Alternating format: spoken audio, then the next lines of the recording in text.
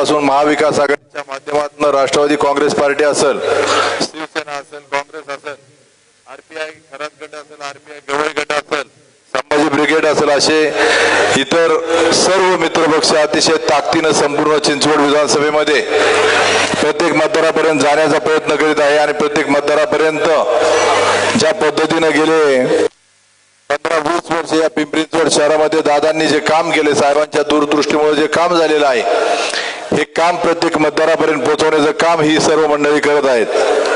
खरं तर आपल्याला माहिती आहे की पिंपरी चिंचवड शहराचा विकास दादांच्या माध्यमातून कसा झालेला आहे. जी कामं दादांच्या माध्यमातून झालेली आहेत तीच कामं आज भाजप त्यालाच लाली पावडर करून दाखवतात की आम्ही केली. खरं तर दादांच्या माध्यमातून या शहरामध्ये अनेक महापौर, उपमहापौर, स्टँडिंग कमिटी चेअरमन, अनेक पदाधिकारी घडले असताना त्या काळामध्ये आपल्या या शहराला एक बेस्ट सिटी अवॉर्ड भेटला. योगेशजी महल महापौर असताना तो अवॉर्ड भेटला. परंतु 2017ला त्या पद्धतीने भाजप या पिंपरी चिंचवड शहरामध्ये सत्तेत आली. आपल्या या शहराची मान शर्मेने खाली जाईल असा प्रकार या शहरात घडला आणि त्या ठिकाणी भाजपचा एक स्टँडिंग चेअरमन लाच घेताना पकडण्यात आला. म्हणजे जे या शहराचे डेव्हलपमेंट एक साईडला विकास होत होता आणि हा विकासाला कुठेतरी खीळ बसण्याचं काम या भाजपच्या माध्यमातून झालेलं आहे.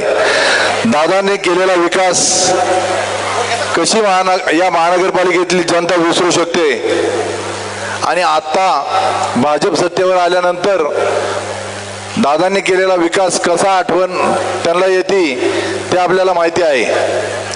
मी दादांच्या मार्गदर्शनामुळं पिंपरी चिंचवड शहरात पिंपरी सौदागर या भागामध्ये 2007 पासून काम करत आहे.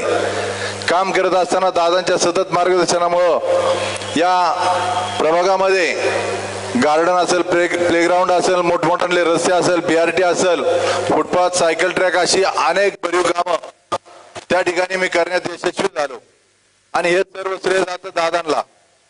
कारण दादांनी ज्या पद्धतीने आम्हा सर्व राष्ट्रवादीच्या नगरसेवकांना बरोबर घेऊन प्रत्येक वेळेस नागरिकांची काय काय समस्या आहे आणि ती समस्या कशी सोडवायची ते वेळोवेळी पिंपरी चिंचवड शहरात असताना, दौऱ्यावरती असताना आम्हाला सर्वांना मार्गदर्शन करायचे आणि दादांच्याच मार्गदर्शनामुळे या पिंपरी चिंचवड शहरामध्ये एक मॉडेल वार्ड तयार करण्यासाठी मी यशस्वी झालो. तर आपण चिंचवडमध्ये पिंपरी सौदागरचं मॉडेल दाखवून का सत्ता घेऊ शकत नाही आणि आपण ज्या पद्धतीने सर्व पिंपरी चिंचवड आणि भोसरी या तिन्ही मतदारसंघातले सर्व आजी माजी नगरसेवक, कार्यकर्ते, पदाधिकारी, तसेच पुण्यामधले महापालिकेचे नगरसेवक, पदाधिकारी, सुनीलांच्या नेतृत्वाखाली काम करणारे मावळचे पदाधिकारी, कार्यकर्ते अतिशय जोमाने या चिंचवड विधानसभेमध्ये प्रत्येक कार्यकर्त्या, प्रत्येक मतदारापर्यंत पोहोचत आहेत आणि मला विश्वास आहे ज्या पद्धतीने प्रत्येक कार्यकर्ता हा मी स्वतः नाना काटे म्हणून प्रत्येक मतदारापर्यंत जात आहे आणि प्रत्येक मतदाराला सांगत आहे की दादांनी जे काम केलेलं आहे ते काम पुन्हा एकदा ताकदीनिशी आपल्या या शहराचा एक नावलौकिक होईल त्या दृष्टीने आपल्याला करायचं आहे.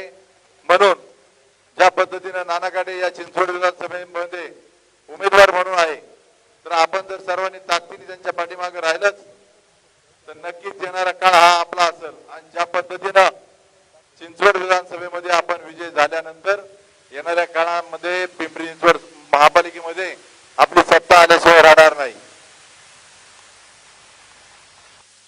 खर तर कार्यकर्त्यांमध्ये किती उत्साह होता आणि त्यावेळेस आपण 4 व्हीलर मध्ये आपण उभं होतो आणि सुनील अण्णा एकटे सर्व 200 ते 300 कार्यकर्त्यांसमोर बरोबर घेऊन पळत होते. मग अण्णांचा तो उत्साह पाहून कार्यकर्त्यांमध्ये एक ऊर्जा आली आणि त्या ऊर्जेमुळे कार्यकर्ते देखील अण्णांच्या पाठीमागे पळत होते. अण्णा जवळजवळ 20 किलोमीटर त्या रॅलीमध्ये पळाले. अण्णांना म्हणलं, अण्णा इतकं पळायला थकताय का नाही? म्हणले, नाना मी या चिंचवड विधानसभेचं सीट निवडून आणल्याशिवाय मी थांबणार नाही. आणि अण्णांचा तो विश्वास आणि अण्णांचं तो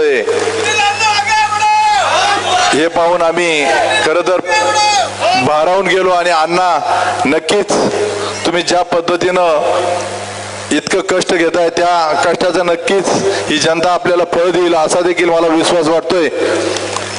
येणाऱ्या काळामध्ये पिंपरी चिंचवड शहरातील अनेक समस्या आहेत.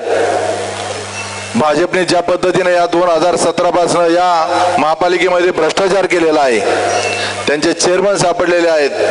परंतु आम्ही या भागामध्ये फिरत असताना जनता आम्हाला विचारते की भाजप सत्तेत आलं त्यावेळेस त्यांनी आव्हान केलं होतं की आम्हाला तुम्ही सत्ता द्या, 100 दिवसामध्ये तुमचा पाण्याचा प्रश्न असेल, तुमचं शास्तीकर असेल, तुमचे अनधिकृत घरं असतील, हे सर्व विषय आम्ही येणाऱ्या 100 दिवसात मार्गी लावू. मग 100 दिवसाचं कॅलेंडर कसलं आहे ते भाजपला विचारावं लागेल. खरं तर अजून एकही प्रश्न मार्गी लावला नाही. प्रत्येक वेळेस शास्तीकर काहीतरी थोडं गाजर दाखवायचं आणि चौकामध्ये साखर वाटून आपलाच आनंद उत्सव साजरा करायचा. जनतेच्या तोंडाला पानं पुसण्याचं काम या भाजपने केलेलं आहे. त्यांना त्यांची जागा दाखवण्यासाठी आपण येणाऱ्या या 26 तारखेला घड्याळासमोरील बटन दाबून जास्तीत जास्त मताने मला निवडून द्याला अशी आपणा सर्वांना विनंती करतो. अधिक न बोलता या ठिकाणी मी थांबतो. जय हिंद, जय महाराष्ट्र, जय महाविकास आघाडी.